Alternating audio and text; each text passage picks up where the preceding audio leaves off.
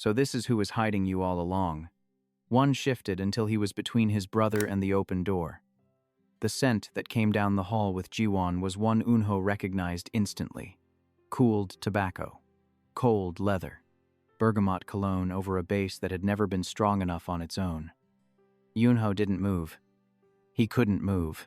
He is not going home with you, one said. Jiwan laughed. It was sharp and ugly. I didn't know you were the kind of whore who would go to my brother, my own blood, while my name was still on you. One moved forward. The iron in him sharpened. The walnut underneath was gone. Jiwan's bergamot wavered. What showed through underneath was sour, thin, the base scent of an alpha who had been pretending to be more of an alpha than he was. Say that again, Jiwan, carefully. Jiwan stepped back. It was small. He covered it. Eunho saw it anyway. I'll see you at home, Yunho. He turned. The elevator doors opened. The doors closed. The corridor was quiet again. Before we dive in, let me know in the comments where you're watching from.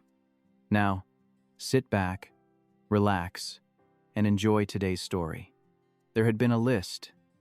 In those years, things Yunho had crossed off, slowly, one by one.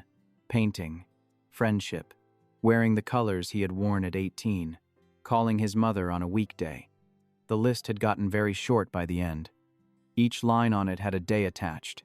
Each line had a moment when he had picked up the pencil, in his head, and crossed it through. The day for that one had been year 1.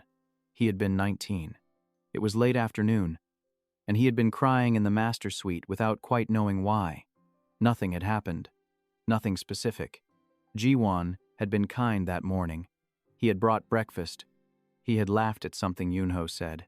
Then he had left for the office, and Yunho had stood at the window of the bedroom, looking out at the back garden of the Hannam-dong house.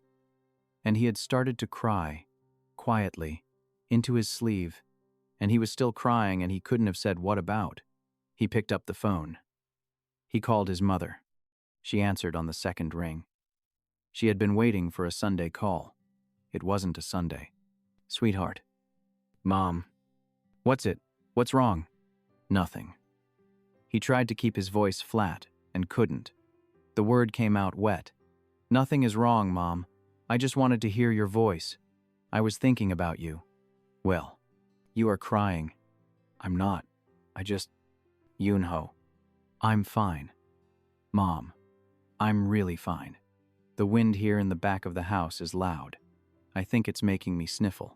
I just wanted to hear how you were. A long silence.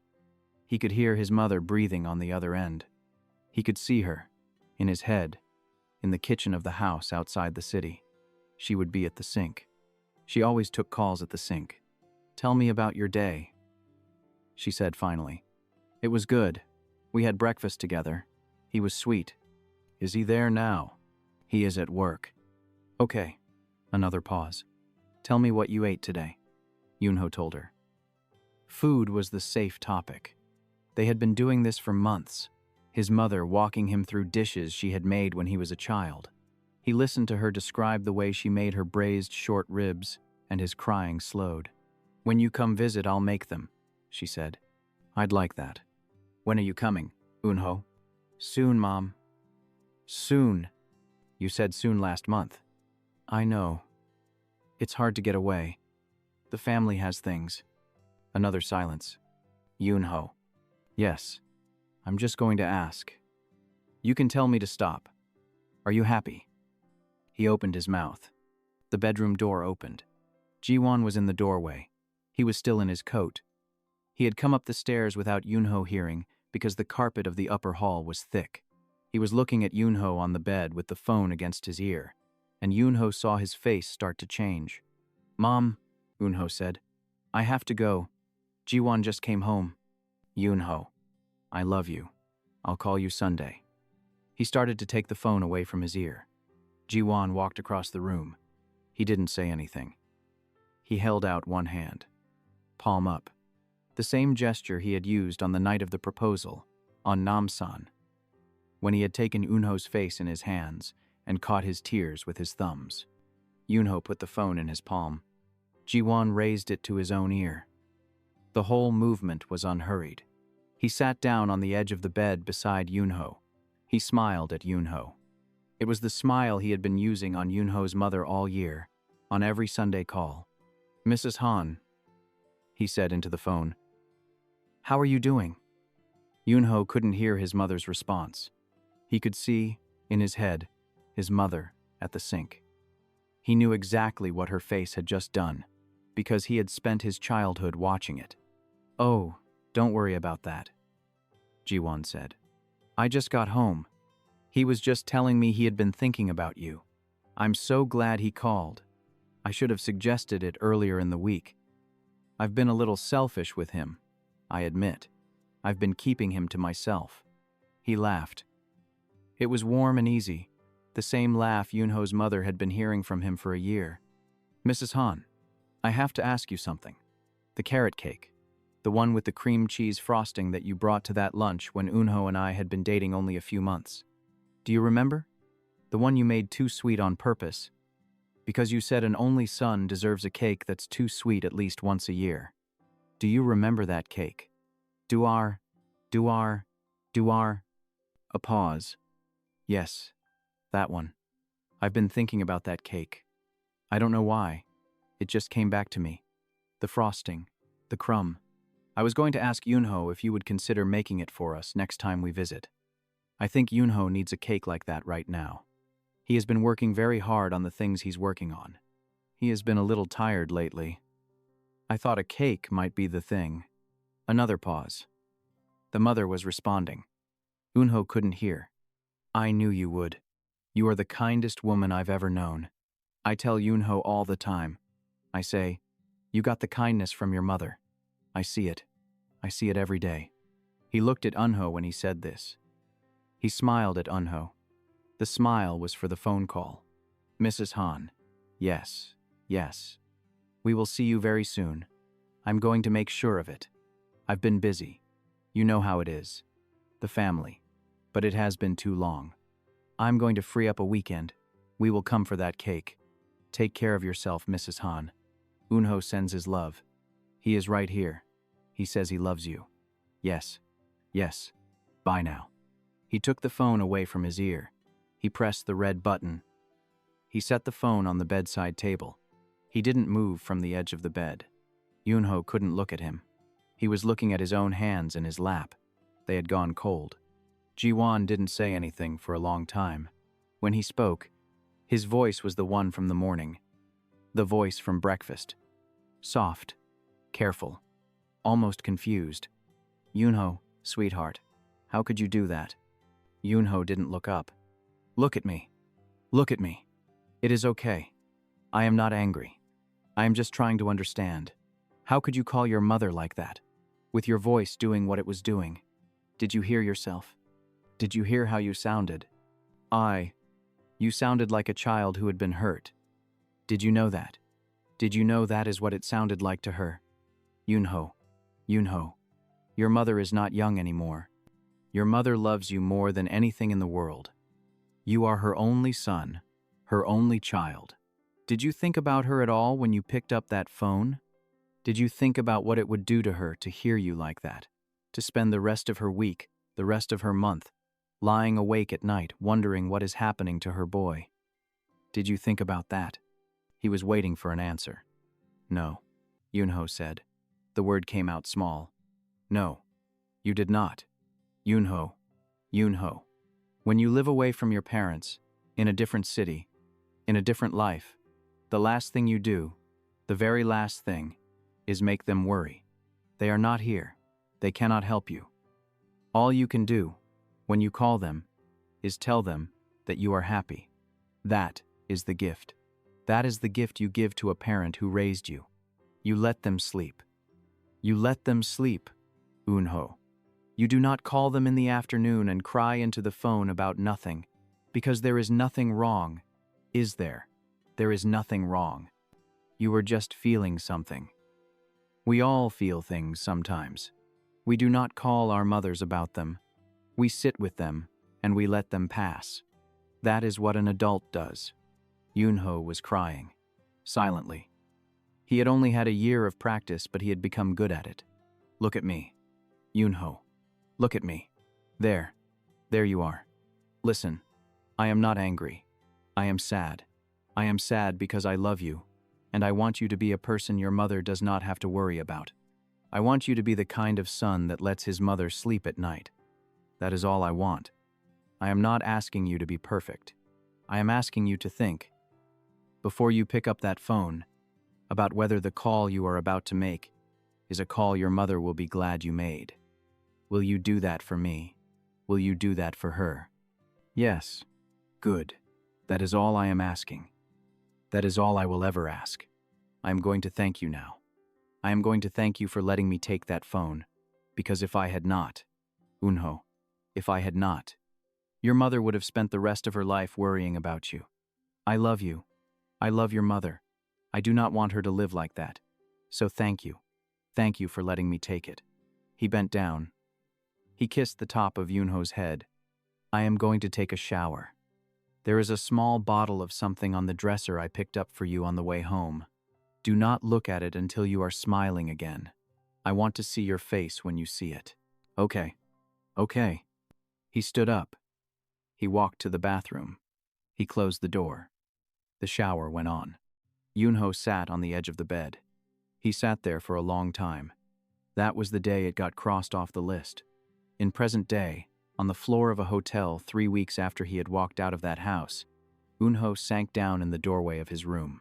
He had been standing with his coffee in his hand for the entire confrontation, and he hadn't known. The coffee was cold. He set it on the floor before he dropped it. One didn't turn around for a long moment. He stood facing the closed elevator. The iron in the air thinned.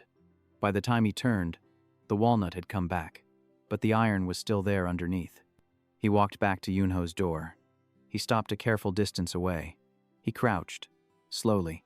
He put one hand palm up on the carpet between them. He didn't extend it toward Yunho. He set it on the floor and left it there. Yunho. Yes. He is gone. I know.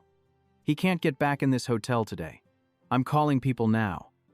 By tonight, he won't be able to get into this town. Okay. Are you breathing? Yunho considered the question. He took a breath in. It worked. He took another. Yes. Good. One didn't move his hand. He didn't move closer. He stayed crouched in the corridor with his hand on the floor between them. I need to make a call now, he said. 2 calls. The first is to my cousin. The second is to a man who works for me. I'm going to make them in the hallway, where you can hear the cadence even if you can't hear the words. Okay. Do you want the door open 6 inches? Yunho almost laughed. It came up in his chest and then didn't come out. Yes. One stood up slowly. He took out his phone. He didn't turn his back to the elevator. He walked to the chair he had pulled into the hallway weeks ago and sat in it, facing the elevator. And he made his first call. Yunho closed his door to the 6 inches. He sat on the floor on his side of it. He could hear one's voice in the corridor, low and steady. The cadence was the same as it had been on every other call. Quiet, patient. Yunho put his palm flat against the inside of the door and listened. He put his face down against his knees and he sat like that for a long time. And the cadence in the hallway went on. When the cadence finally paused, he heard one set the phone down on the chair. He heard one move. He heard one walk to the door of his room. Yunho. Yes, I'm going to ask you something. You can say, no. Okay. Can I open the door the rest of the way? Yunho took the back of his hand and wiped it across his face. He looked at the wood of the inside of the door. He had forgotten he was still holding it open 6 inches. Yes. The door opened. One didn't come in. He stood in the hallway, framed by the doorway, hands at his sides. He looked at Yunho on the floor. I called my cousin, he said. His name is Do-yun. You met him at the wedding and at 1 or 2 family things. You probably don't remember him. I remember him a little. He was tall. He was quiet. That is him. One's mouth almost smiled. He is going to help me from Seoul. He has been preparing the moves we need to make against my brother for years. We are going to start now. Do-yoon handles his end. I handle this one. You aren't going to be alone in any of this. Yunho nodded. He was still on the floor. Are you all right? I don't know what I'm... Take your time. There's nothing right now that has to be the answer to that question. Yunho almost laughed again. The laugh almost came up. He swallowed it. One. Yes. Thank you for not leaving. I'm not going to leave. He lowered himself to the floor of the hallway, his back against the wall opposite Eunho's door, his legs stretched out. He didn't look directly at Eunho. He looked down the corridor at the elevator. Yunho closed his eyes and leaned against the wood of the inside of the door. He could hear one breathing on the other side. The hallway was quiet. He stayed there. He fell asleep, briefly, on the floor of his room with his back against the door, and when he woke up, one was standing in the open frame with a bowl of soup from the diner across the street. Eat. Yunho ate. The next morning, one was in the hallway with 2 coffees, as he had been every morning for 3 weeks, and the only thing different about the morning was that Eunho came out of his room earlier than he usually did and asked one how he had slept. Not much. Same. Sit. Yunho sat in the chair one had pulled into the hallway. They drank their coffees side by side without speaking. After a while, Yunho said, Are we still going to the diner? If you want. I want. It was the first time he had said I want about anything in 7 years. One noticed too. Neither of them said anything about it. They went to the diner. That afternoon, in his room, Yunho drew the inside of an empty bowl. He had eaten the soup and washed the bowl and brought it back to his desk because he wanted to draw the curve of it. He worked at it for a long stretch without noticing the time. When he stopped, the bowl on the page had a small dent in the inner edge that the diner hadn't noticed and that he had only registered as he was washing it.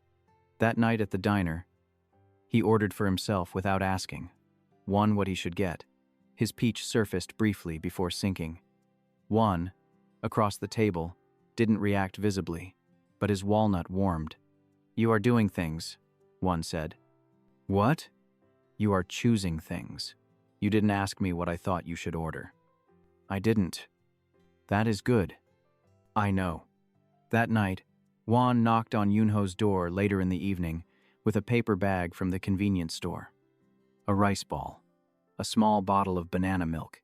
The kind of food Yunho wouldn't have asked for in the Hannam-dong house. He ate the rice ball at the desk while one sat in the chair by the window with his own coffee. Neither of them said anything for a while. One. Yes. Can I ask you something? Anything. Your father. One looked over. What about him? You said 3 weeks ago, when we were talking about your childhood, that the house got worse when you were 20.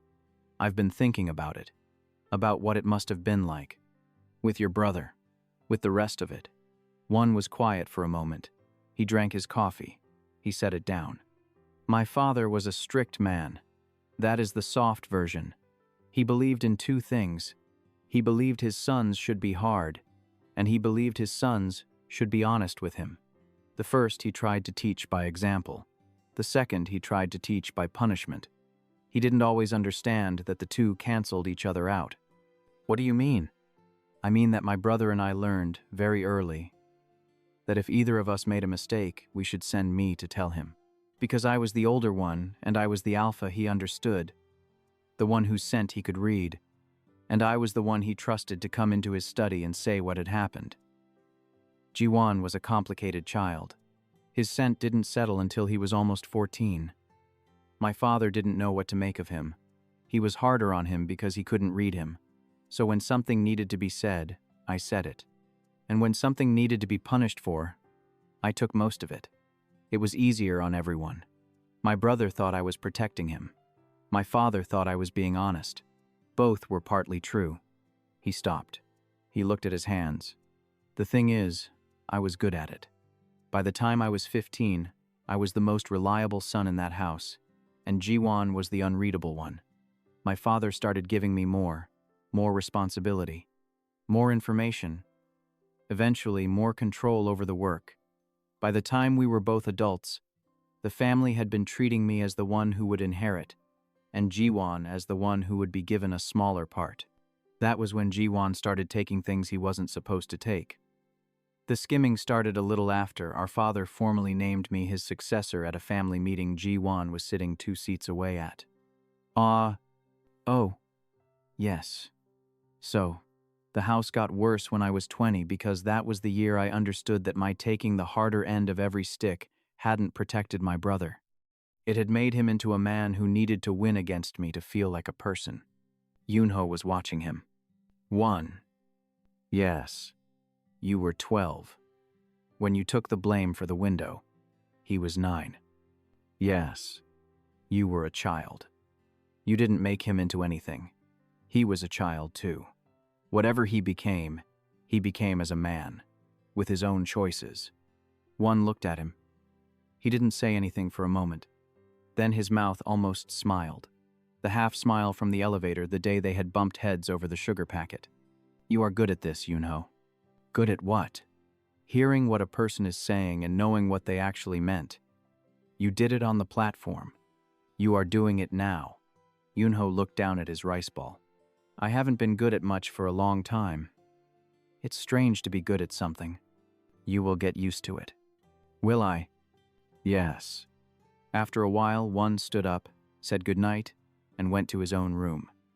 Yunho sat at the desk for a long time and didn't draw anything. He thought about a 12-year-old who had told his father he had broken a window so that his 9-year-old brother wouldn't get hit. He closed the sketchbook. He turned out the light. He lay down. His peach was holding. He slept. The next morning, the snow had stopped. The morning after that, it started again. They went to the diner. Eunho drew. 1 took calls in the hallway. By the morning, 1's phone rang at the diner and the call was from his brother. Yunho had stopped flinching at sounds. Yunho was eating eggs and rice. 1 had been talking about a town up the coast he hadn't been to in a long time. The phone rang. The screen said Jiwan. 1 looked at the screen and then at Yunho. You can answer it. Yunho said. I know. Answer it. 1 answered. Yes. He listened. Yunho was watching his face. 1's expression didn't change, but the hand holding the phone went still. Yunho recognized the stillness. The hand wasn't shaking. It had simply stopped doing whatever hands do when they're alive. It had locked. Where are you? 1 said. He listened. Say that again. He listened. The cadence in his voice when he spoke next was the iron from the corridor. Jiwan, walk out of that house. Eunho set down his fork. He pressed both hands flat against the table. 1 was listening. Whatever Jiwan was saying on the other end was making the iron in the air around him do something tighter. Something private. He had grown up with that voice, and the voice was costing him something now. Mom, Eunho said. It came out of him before he understood why he had said it. He leaned across the table. He could hear the voice now, faint through the speaker against 1's ear. He could hear Jiwan's voice. Underneath it, he could hear his mother's voice in another room. He could hear his father's voice too. He could hear a kettle being set down on a counter. Yunho stood up. Give me the phone. 1 looked at him. Yunho, give it to me. 1 didn't give it to him. Yunho reached across the table and took it out of his hand. It was the first time he had taken anything from 1 without being offered it. He pressed the phone to his ear. Jiwan. There was a pause. Yunho, there you are. I've been waiting to hear your voice. The voice was the voice from the carrot cake call. Soft, almost confused. What are you doing? I'm at your mother's house. She made me tea. She is making lunch right now. She has been making the carrot cake every weekend for a month. Did you know that? She makes it on Saturdays now, she told me. She said she keeps making it because she keeps thinking maybe this Saturday I'll bring you home and you'll eat it with us. Yunho couldn't breathe. The peach in his collar was gone. His palms had gone cold against the wood of the diner table. Jiwan, please, please don't do anything there. Please leave. Sweetheart, I'm not doing anything. I'm sitting in your mother's kitchen drinking tea. Your father just walked in. He said hello. He always says hello. He is going to ask in a minute if I want to stay for lunch. I'm going to say yes, because she has been making this much food every weekend, and I don't want her to throw out another tray of carrot cake. Yunho. Yunho, are you crying? Sweetheart, do not cry. Come home. Just come home. Get in the car with my brother and come home, and we will eat the cake together, and we will talk about this, and everything is going to be all right. I told you that on the night I came to your apartment to pick you up. I told you everything was going to be all right. I haven't stopped meaning it. Jiwan, stop, stop, stop. Stop what, sweetheart? Stop talking to me like that. Stop. Please. Please leave. Please. Do not do anything there. Do not. I'll. He didn't know what he was going to say. He didn't know what he was going to offer. A hand came down on his wrist. The hand was Juan's. Juan was on his feet. Juan had stood up and walked around the table and was standing beside him, and the iron in the air around them was the foundry now, the full weight, and Juan was reaching for the phone with the other hand. Yunho. Give it to me. Yunho gave him the phone. Juan pressed it to his ear. He spoke once. The voice was the voice from the corridor on the day of the elevator. Flat, quiet, final. Jiwan, you are at his mother's house. You are using her voice in the background as a weapon. This is the worst thing you've done. Get out. He hung up. He set the phone on the table. He turned to Yunho. The diner had gone silent around them. Yunho. Sit down. Yunho sat down because his legs had stopped working. The hand wasn't shaking anymore. It was doing something else. It was flat on the table and the muscles in the forearm above it were locked. One sat down across from him. He didn't pick the phone up again. Listen to me. He is at your parents' house. He is there right now. He got past the gate because your mother let him in. There was nothing to keep him out because I hadn't put anything in place yet. That is on me. I should have. I should have done it the day after the elevator. I told myself the unspoken rule about family would hold. The unspoken rule doesn't exist. My brother just proved that. I'm calling Doyun now. By the time my brother walks out of that house, there will be people watching the street. By tonight, there will be people in the bakery on the corner, and a car on the street, and the local precinct will know. My brother won't get within a block of that house again after today. Do you hear me? Yes. Yunho. Yes. Are your parents physically safe right now? I don't know. I think so. I heard them. They were in the kitchen. They sounded all right. Doyun's people will be there soon. Local people, on his territory. He has them on standby. They will go in plain clothes and they will sit in a car across the street and they won't leave. I'm calling him now. Stay here. Do not move. Drink water. He stood up. He took the phone with him this time. He went to the door of the diner. He stepped out into the snow without his coat and dialed. Yunho sat at the booth. He didn't drink water. He sat with both hands flat on the table and watched one through the window. One was on the phone. The cadence was the iron one. He stood with his back to the diner and the phone against his ear, and he kept talking. Yunho didn't move from the booth. His legs weren't working. He sat there and watched Juan's back through the glass, and he thought about his mother at the sink, and his father walking into the kitchen, and a man in a black coat sitting at their table drinking their tea. When Juan came back in, his coat was wet at the shoulders. He didn't sit down. He set cash on the table for the food they hadn't eaten. Doyun has men on the street already. 2 more on the way. They will be in front of the house before he leaves it. Your mother is safe. Your father is safe. Nothing is going to happen there today. Today, tonight, tomorrow, and every day after that, they aren't leaving. Okay, we are going back to the hotel. Yunho didn't stand up. Yunho, I can't feel my legs. All right. One crouched beside the booth. He didn't touch Yunho. He waited. After a while, Yunho put a hand on the table and pushed himself up. He walked out of the diner with one, a half step behind him. The snow had picked up.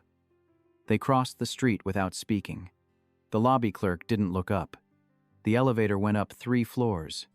At the door of his room, Yunho stopped with the keycard in his hand and couldn't figure out which way it went in. One took it from him. slid it through the reader, opened the door, and stepped back without going in. Yunho went in. He sat on the edge of the bed with his coat on. He didn't take it off for a long time. The afternoon went gray early. The snow came in thick over the breakwater. Eunho didn't turn the lamp on. He could hear one in the hallway. Phone calls. The cadence was the iron one all afternoon. Yunho didn't eat dinner. One knocked once, around 8, and asked if he wanted anything from downstairs, and Yunho said no, and one didn't push. He lay down on top of the covers in his clothes. He didn't sleep.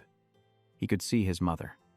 He could see her in the kitchen, in the green tile, at the sink, the way he had drawn her counter from memory recently. He could see Jiwan at the small wooden table. He could see his mother bringing tea to the man who had hit her son for 6 years. Every time he closed his eyes, he could see it, and every time he opened them, the room was dark and the snow was coming in over the breakwater and he couldn't get warm. Late in the night, he sat up. He couldn't tell if he had slept at all.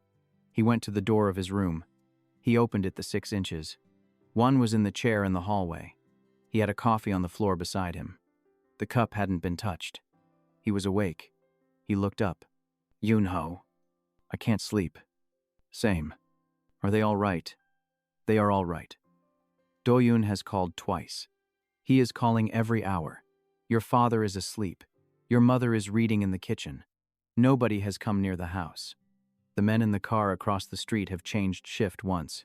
Nothing has happened. Okay. Go back to bed. I'll tell you the next time he calls. Yunho went back to bed. He didn't sleep, but he could hear Wan in the chair through the wall. In the morning, Eunho woke from a sleep he hadn't noticed falling into, and the snow had thinned, and the room had gone gray rather than dark. He had barely slept. He got up. He washed his face. He went to the door. One was still in the chair. The coffee on the floor was still untouched. There was a fresh one beside it, still steaming. Yunho. Yes. Doyun has been calling all night.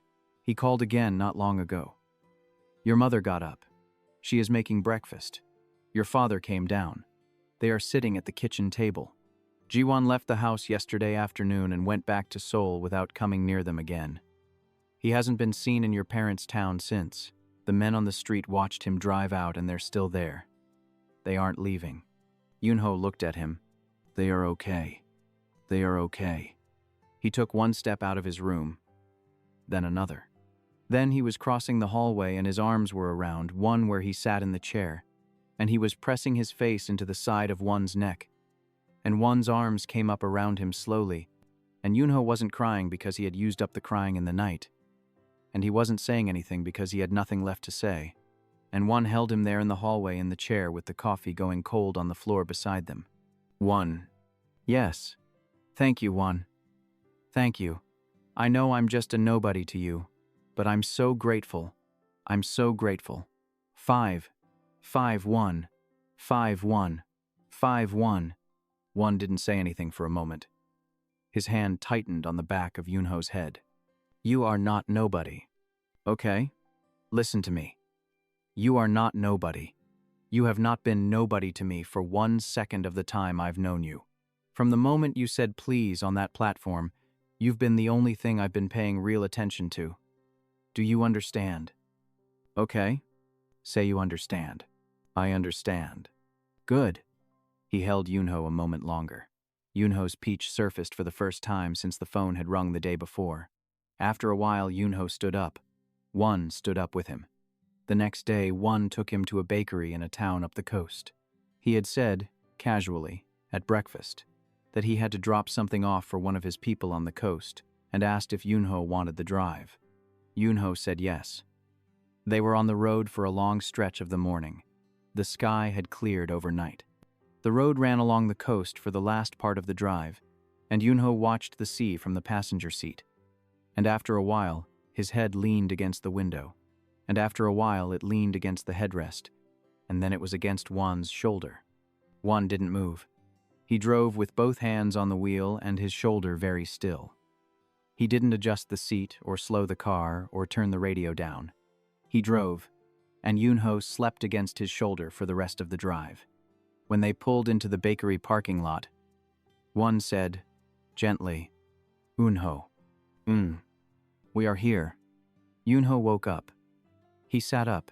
His face was warm from where it had been against the wool of One's coat. One didn't look at him while he gathered himself. One pretended to be checking his phone for a moment. Yunho was grateful for it. The bakery was small and warm and smelled like butter and sugar. The woman who ran it knew One by name.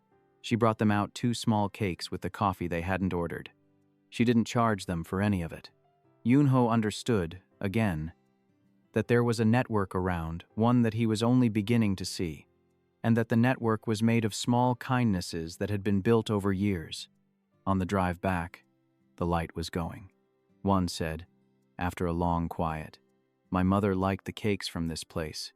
I used to bring her one every time I came home from college. She never ate them in front of me. She would put them in the freezer and tell me she was saving them for later. I thought she didn't like them that much. I stopped bringing them after a while." He paused. "After she died, I found her diary. She had been counting. Every cake I brought, she wrote down. She would let herself have 1 slice on Sunday. That was the day she allowed herself sugar. The doctor had told her she couldn't have any. She was deciding it was worth it once a week, on the day I called." A long quiet. One. "Yes, that's the saddest thing I've ever heard about a cake." One laughed. It was a real laugh, low and surprised. Yunho heard it and his peach surfaced all the way, for the first time in 7 years, and it filled the car. One caught the change in his scent and his hand on the wheel went still, and then he kept driving. They didn't say anything else for the rest of the drive. That night, in his room, Yunho drew his mother's persimmon tree from memory. He drew for a long time. He filled pages of his sketchbook.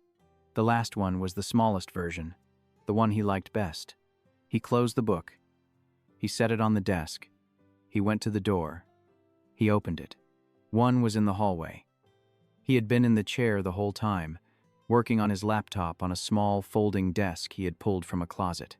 He looked up. "Hi. Hi. Did you draw?" "Yes. Are you hungry?" "A little. I'll go get you something." 3 floors. 3 floors. One echoed. 15 minutes. "Okay." He smiled. The smile got out before he could think about it. One caught it. One's face went carefully blank, as it always did when he was trying not to react too obviously, and then the careful slipped, and he smiled back, briefly. "Do not get into trouble while I'm downstairs," he said.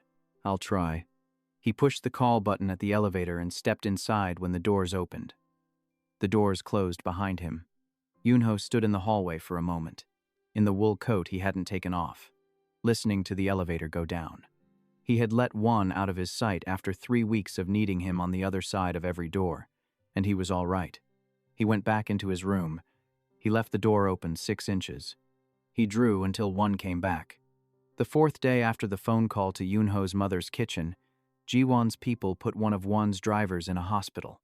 The man was a driver. He had been with One for 9 years. He was a beta in his early 40s.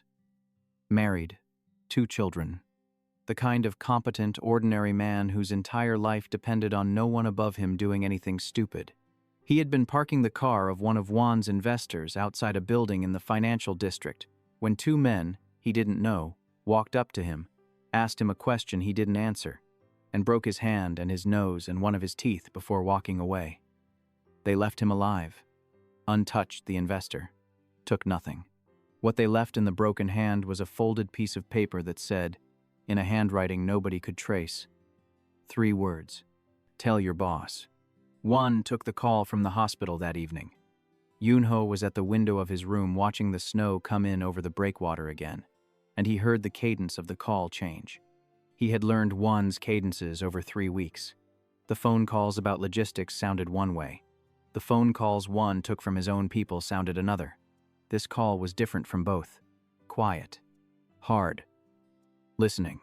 One came to Yunho's door. "Yunho, what happened? One of my people was hurt this afternoon. He is in the hospital. He will be all right. He is conscious. His family is with him, and his hand will heal in 6 weeks. I want you to know what happened so that you don't hear it from anyone else." Was it Jiwan? Yes. Was it because of me? It was because of him, not you. Do not start that. Sit down. Yunho sat down on the bed. One leaned against the doorframe and didn't come in. This is what's called a message, one said. It's what my brother does when he wants me to know he's willing to escalate. He isn't going to come at you directly because he knows what would happen if he did. He is going to come at the people in my orbit. Drivers, couriers, the man who runs the laundry I use, people who can't defend themselves. He is going to do this until I either come to him to negotiate, which I won't do, or until I move on him faster than he expected, which I'm about to do. The only thing he gets out of this is a few weeks of feeling like he's still in the game. He isn't in the game. And, what are you going to do? Move it up.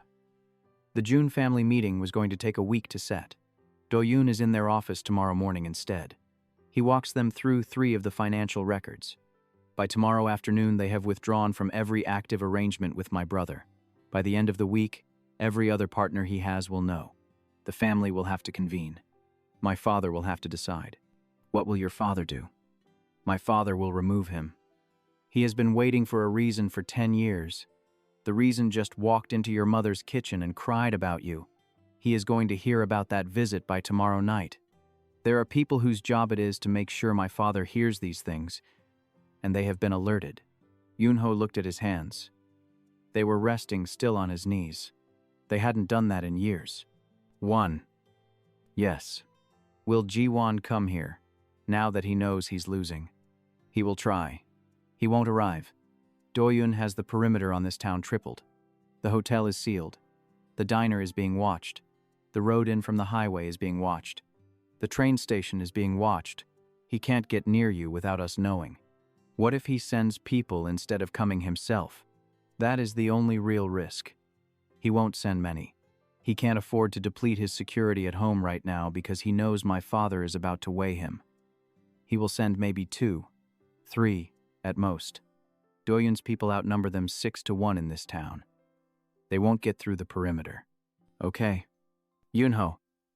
Yes. There's one more thing I have to do. I have to retrieve something. The records I've been keeping have been in the same off-site location for years. They aren't going to do me any good for the family meeting if they're still in that location. I need to get them. I need to move them to a place where they can be presented.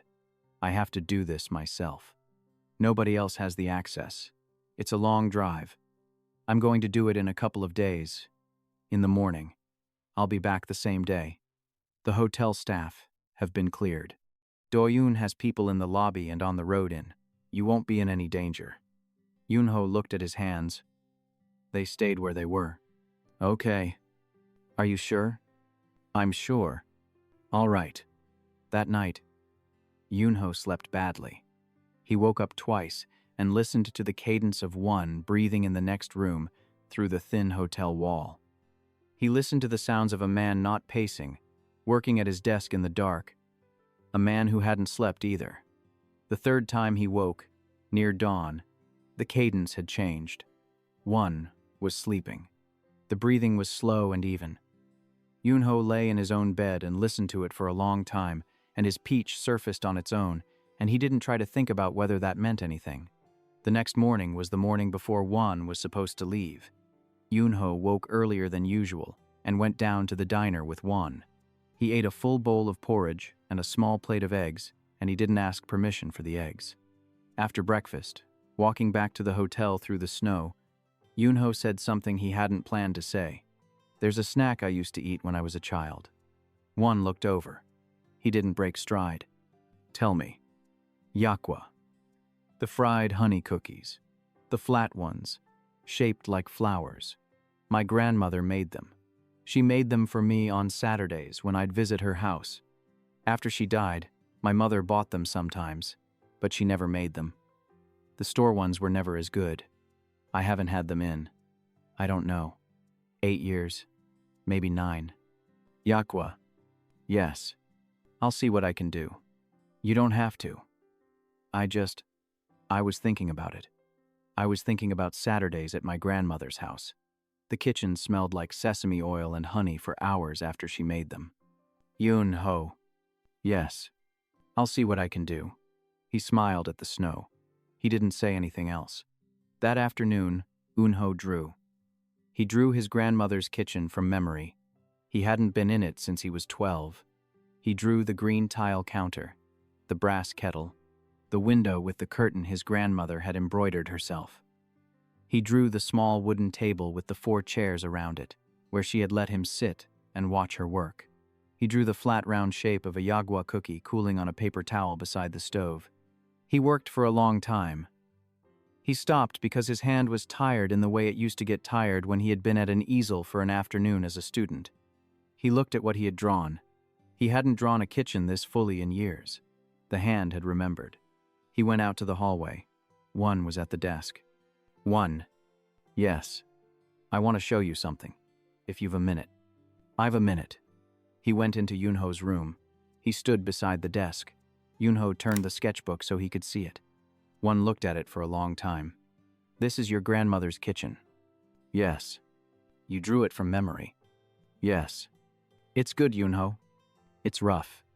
It's good. The kettle is the best part. The reflection on the side of it. You did that without thinking, did you? My 5. Were there certain sides, and Stapper sooned. I didn't. You can see it. Eunho was looking at him. Can I show you something later? When I've done more? Anytime you want. Thank you. Yunho. Yes. I'm very glad you're drawing. Me too.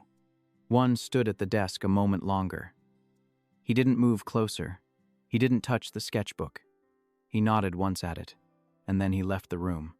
Yunho closed the sketchbook and put it on his bedside table, and he lay down on the bed and watched the ceiling. That night, after dinner, Wan knocked on Yunho's open door. I'm leaving early in the morning. I'll be back by midday.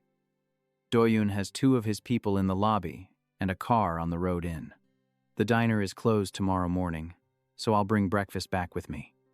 Is there anything you want me to pick up while I'm out? Eunho thought about it. I don't know. Okay. 1. Yes. Be careful. 1 looked at him.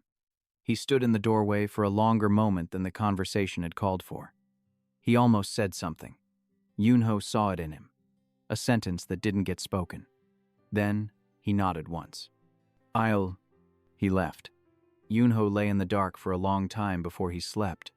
In the morning, Yunho woke to One putting on a coat in the hallway. He got out of bed. He went to his door. He opened it. One was at the elevator already. One turned. Be safe. I'll be. The elevator doors opened. One stepped in. Just before the doors closed, he said, I'll see you later. Yes. The doors closed. Yunho stood in the hallway for a moment. The corridor was quiet. He went back into his room. He closed the door not all the way and got back into bed without expecting to sleep. He lay there with his eyes open and watched the dark window go gray at the edge. Later, he got up. He dressed. He made himself a coffee from the pot in the room and brought it to his desk. He opened the sketchbook. He began drawing the inside of his grandmother's kitchen again, working out a corner of the room he hadn't gotten right the first time. He was halfway through the brass kettle when he heard a housekeeping cart in the hallway. It was a housekeeping morning. He had been in this hotel for weeks now, and he knew the cleaning rotation. He set down the pencil. He went to the door. He opened it. The man in front of him wasn't the housekeeper. The man was wearing a housekeeping uniform that didn't fit him. His shoes were wrong. His hands weren't the hands of a man who pushed a cart for a living. He was looking at Yunho with an expression that wasn't surprise, because he had been expecting Yunho, and not aggression, because aggression would have given him away too soon, but a flat readiness that Yunho hadn't seen on a face since the man in the front hall of the Hannam-dong house. Yunho's mouth opened. The second man came up behind the first. The third came from the stairwell. Eunho had time to take one breath. He had time to begin to make the sound of a name. The first man's hand came up over his mouth. Then the door was closed behind them, and the corridor was empty. One was driving back to the hotel. The yakwa was in a paper bag on the passenger seat, tied with twine.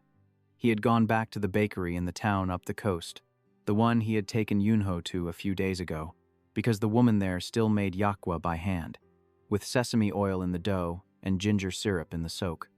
She had made a batch the night before, knowing he was coming, and let them sit on the rack to set. They were cool when he picked them up. She had been so glad to have a reason to make them that one had stayed longer than he had meant to, listening to her talk about her grandson. The records he had gone for were in a slim leather case in the back seat. Both errands done. He wasn't far out when his phone rang. Do-yoon. The call was brief. Do-yoon said his people on the parents' street hadn't seen anything. The perimeter was holding. His mother was making lunch. One thanked him. Hung up. Put the phone down on the passenger seat next to the Yagwa. He pulled into the hotel lot just past noon. Something was off as he crossed the lobby. He couldn't say what, at first. The lobby was the same lobby. The desk clerk who had been there every morning since they arrived wasn't at the desk. The chair was empty. There was a half-finished cup of coffee on the counter and a Sudoku book open next to it. The clerk had stepped away. Clerks stepped away. He had stepped away every morning at some point. One kept walking. He carried the bag of yagwa in one hand, the records in the other. The elevator was on the 3rd floor when he pressed the call button. He waited. It came down. He stepped in. He pressed 3. The doors closed. In the elevator, something in his chest tightened.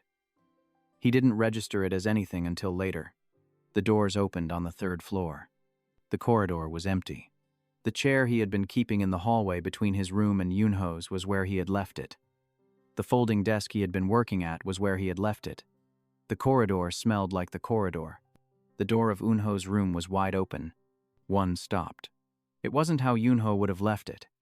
They had been keeping it at 6 inches for weeks. This was wide open, all the way back against the wall. The kind of open a door is when somebody has gone through it fast. The bag of yagwa was still in his left hand. He didn't register that he had set the records case down on the corridor floor until he heard it land. He walked to the door. He stood in the doorway. Eunho. Nothing. He took one step into the room. Eunho. The bed was made. The sketchbook was open on the desk. The coffee cup was half full on the bedside table. The pencil was on the page where Yunho had set it down, beside a half-finished drawing of a brass kettle. The wool coat was on the back of the chair. One checked the bathroom. Empty. The closet. Empty. He came back to the middle of the room and stood there. The yakwa was still in his left hand. He set it down on the desk. His phone was in his pocket. He took it out and looked at the screen. He had to call Do-yoon. The number was right there. He didn't press it. He sat down on the edge of the bed. The room still had Yunho's smell in it. It was already going. He breathed it in once before it was gone. He sat there for a long time. Then he stood up. He walked out of the room into the corridor. He looked at the chair he had been keeping outside Yunho's door for weeks. He hadn't been in it this morning. He had been in a car driving back with cookies. He took the phone out again. He pressed Do-yoon's name. He raised it to his ear. While the line connected, the only thing in his head was a single name he didn't say out loud. Jiwan. That is the end of part 2. If you enjoyed the story, tell me your thoughts in the comments. Part 3 is on the way. I'd love to hear from you.